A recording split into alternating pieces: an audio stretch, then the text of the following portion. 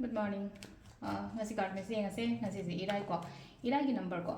number hai di number se 71 lere kala dana sky blue gumba kai gumba dumai set pi be ko aduga mana chak thong bada koina ha pa ya ba se pure ghee se ko pure ghee gumba kai gumba khatang happy be ko adu irai hai ga irai se koi gi relationship manifestations gumba kai gumba tau be ko relationship ki matang da kai kai le no ko ina irai no mita koi gi sam na ha ba da saffron kai na haras ne ko saffron se ngatang bungai muk ting ne ko relationship phatte khotte kai na har se husband wife ki kai gi has ko saffron gi mahi se khitang ai gi phamung da khik tok pa hai tar ko clockwise directions da kai da mai to be imung manung da le na ko saffron gi masai gi saffron do pungai mo kai muk tinga color changes lai da na ko anga ising ji da color change la podong masai gi adugi ising do ai imung da loina ki to ko to ba hadi sidal no saffron gi ising se believe to ko hadi sang apaba nungsiba suguma mayam se attract tong na bagi da makta nungsina na leiba hai tar imung se phada sing do ne se tok sing do ni imung do set na la matung da masai gi saffron gi kai no jai tar ko hadi ising se khatang ki tok ba imung na ma matam da khoi da so hadi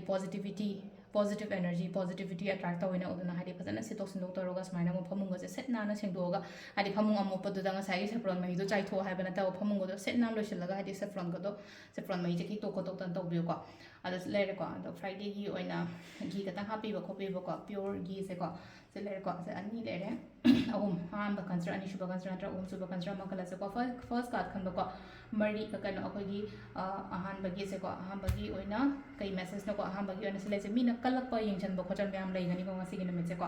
adon hadi mi gi mi yeng gam oi ba do maka engon da ko ani shuba zir cha mana na hadi thabak ti engon da kana gani ko aduga mina lai na ko ni phuni phungang na do maka ngani ngana no ka shu ga di ai do ko ta na ngang ne na khan do do mai ta ro ga ai phada na ngang na ri ne ai phatra ga di kanam ta na kem ta ngang na ro ko silai seng ka asle ko maning da ngang gani mamang da ngang budi ke shungam mo om su ba se se lan da lan no kai da kai no silai na ko everything nangi nangon da loina mak tara kani ha do ne ka hadi nangon da phaba do loina ka tara kani hadi phata phata do sa tara kani ha be ko lan dra ga di shoi dra ga di ai ngon da mangol oi ha be do ne ko silai se ko